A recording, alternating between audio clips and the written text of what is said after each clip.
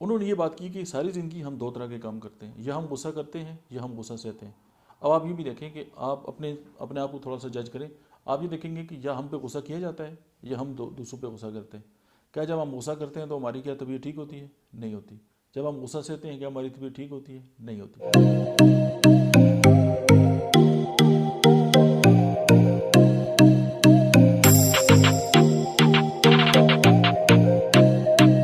बिस्मिल्लाहिर्रहमानिर्रहीम, अस्सलाम वालेकुम। डॉक्टर अहमद इजाज़ आपसे मुखातब है, right institute of mind sciences and सिमिलियोमी क्लिनिक हैदराबाद से। आज हम आपसे बात करेंगे कि हम जो हैं वो अपने जो इमोशन हैं उनको किस तरह रिलीज़ कर सकते हैं।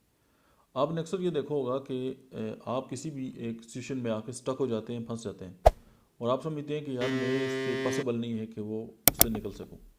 लेकिन कुछ अर्से बाद जब वही पोजीशन आपके सामने आती है तो आप उस पर हंसते हैं कि यार अच्छी ये बात थी, मैं इसके लिए इतना परेशान था। अब होता है ऐसे कि एक वाक़या है, मैंने किसी किताब में, माइंड साइंस की किताब में पढ़ा था कि एक जो पर्सन थे वो बीमार हो गए। ये बात है 1948 या 1952 की। उस वक्त उनकी जो उम्र थी वो कोई 48 या 52 ईयर्स थी। तो वो बड़े साइंटिस्ट थे और मतलब उनके पास दुनिया में जो कुछ भी किसी भी इंसान के पास जो फैसिलिटीज़ हो सकती है वो सारी मौजूद थी। लेकिन उनको 2 हार्ट अटैक हो चुके थे। उसके बाद उनका जो स्टमक था उसको अल्सर था, उनके गुर्दे भी ख़राब थे, उनकी जो स्प्लीन है वो भी ख़राब थी। तो उनका पूरा जिस्म जो था वो बिल्कुल, यानी कि आप कह करें सलामत नहीं था। तो डॉक्टर ने उनको ये कहा कि अगर आप जो हैं वो अभी आपको जब तीसरा हार्ट अटैक आएगा तो वो may be with in 2 weeks, मतलब 14 दिन आपके पास ज़िंदगी है। और अगर आप चाहते हैं कि जो आखिरी 14 दिन है आप इसको इंजॉय करें तो आप जो है वो फ़लाँ क्लब में चले जाएं, हमारी उनके साथ मेंबरशिप है। तो आप आखिरी जो दिन है वो याशी में, शराब में, जो मर्ज़ी आप करें आप उसमें गुजार सकते हैं। लेकिन अब चूंकि ये जो छोटे मोटे काम है, ये वक्ती जो याशी, ये तो छोटे लोगों का काम है। लेकिन चूँकि वो एक बड़े इंसान थे तो साइंटिस्ट भी थे, तो उन्होंने कहा नहीं। वो खैर घर चले गए। तो उन्होंने जाके आईने के सामने खड़े हो गए और उन्होंने कहा कि मेरे साथ ये जो मामलात हैं ये क्यों हुए हैं। तो साथ उन्होंने अपने आप को ये कहा कि मैं तुम्हें बहुत अक्लमंद इंसान समझता था, लेकिन तुम अक्लमंद नहीं हो, क्योंकि दुनिया की जो सबसे कीमती चीज़ है वो तुम्हारे पास नहीं है, और वो लाइफ है। तो उन्होंने ये कहा कि यार ये मेरे साथ जो वाक़यात हुए हैं ये क्यों हुए हैं, ये जो सारे मसाइल हैं। तो उनको चंद उसके जवाब मिले। उसके बाद उनका अच्छा ये मसाइल क्यों हुए हैं, उसके बाद उसके भी उनको जवाब मिले। तो ये करते करते 3 माह गुजर गए। उनको बात समझ आ गई कि यार ये मेरे साथ जो मसाइल हैं वो क्यों हो रहे हैं। उसके बाद वो डॉक्टर के पास गए। उन्होंने जब डॉक्टर ने उनको देखा कि यार ये बंदा तो अभी पिछले 3 माह से बिल्कुल ठीक ठाक है। तो जब उन्होंने तो टेस्ट किए तो वो बहुत बेहतर ठीक थे, बेहतरीन।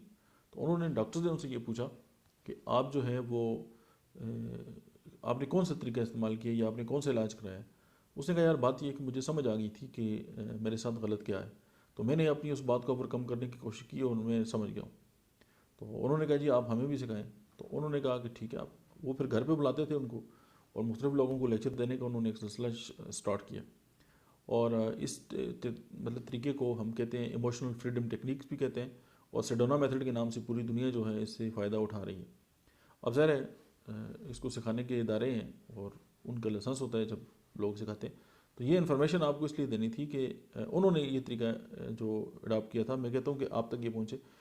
उन्होंने ये बात की कि सारी ज़िंदगी हम दो तरह के काम करते हैं, या हम गुस्सा करते हैं या हम गुस्सा सहते हैं।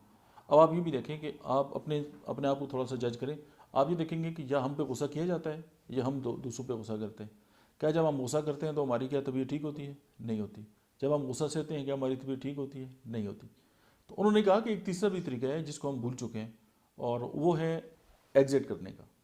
आपने देखा होगा कि छोटे बच्चे जो हैं वो आपस में जब लड़ते हैं, चंद थोड़ी देर के बाद वो भूल जाते हैं कि उनकी कभी लड़ाई भी हुई थी।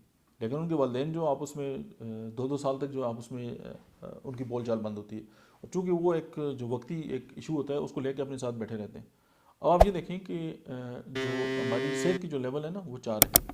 अब हम जो फिज़िकल लेवल है ना उसी को देख रहे होते हैं। दुनिया के सारे टेस्ट जो हैं आपके फिज़िकल लेवल के, आप एक्सरे से लेके यूरिनारी से लेके दुनिया के सबसे बड़े टेस्ट तक जाएं, वो आपकी बॉडी का टेस्ट है। लेकिन आप ये है कि आप किसी से पूछें कभी ना कि आपका क्या हाल है, तो आपको बताएगा जी कि तबीयत ठीक नहीं है। आप उस वक्त उसके टेस्ट करें सारे ठीक होंगे।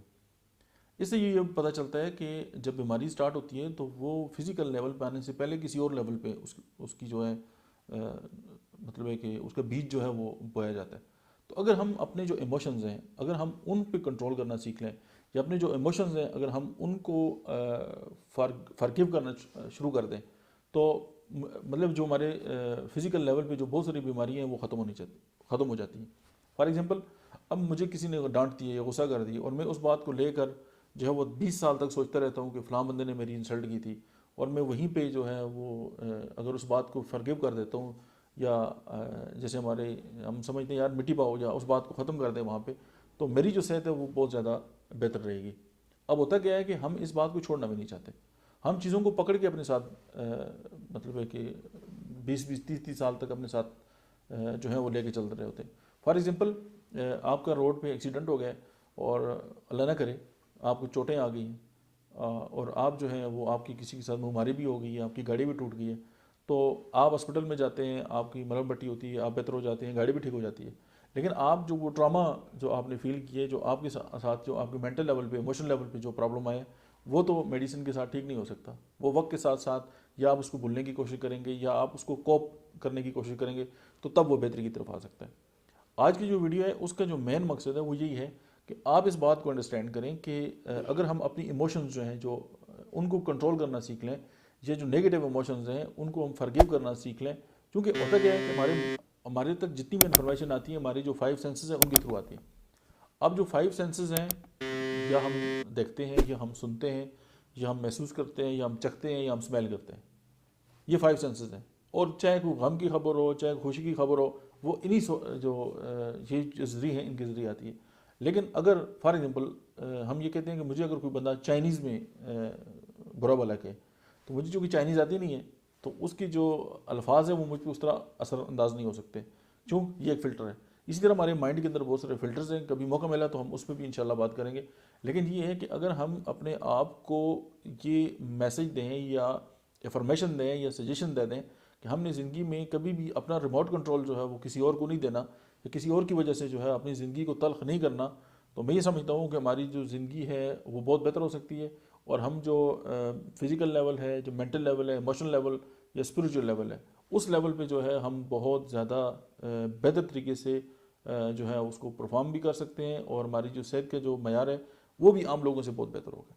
और आप ये भी देखें कि हार्ट अटैक जिन लोगों को होता है, आप उनको स्टडी करें, आपको लगेगा कि वो एक मखसूस ज़हनीत के लोग होते हैं, और जो अंदर ही अंदर अपने आप को मतलब कोसते रहते हैं, कूटते रहते हैं, और वो मतलब है कि आपको अंदाज़ा हो जाएगा कि वो उसकी बेसिक रीज़न क्या है। और अगर आप उनके पीछे बैकग्राउंड में उनकी बीमारी के पीछे जो चीज़ें चल रही होती हैं, अगर आप उनको दूर कर दें, तो उनकी ये बीमारी बहुत हद तक दूर हो सकती है। हमने बहुत ज़्यादा फोकस किया होता है, या हम एम्फसाइज़ करते हैं, या हम बहुत ज़्यादा क्या कहते हैं ज़बरदस्ती हम चाहते हैं कि हम मेडिसिन के साथ ठीक हों, लेकिन ऐसा नहीं है। जब तक हम अपना जो तर्ज फ़िक्र है उसको तब्दील नहीं करेंगे, जब हम पॉजिटिविटी की तरफ नहीं आएंगे, उस वक्त तो ये है हमारे जो बाकी लेवल है ना उनमें बेहतरी नहीं आ सकती। फिजिकल लेवल जो है आपका कॉन्शियस लेवल पे है, लेकिन बाकी आपकी जो 3 लेवल हैं वो आपके अनकॉन्शियस लेवल पे हैं। मेरी इस बात पे गौर कीजिएगा। आज के लिए इतना ही। Thank you very much. अस्सलाम वालेकुम।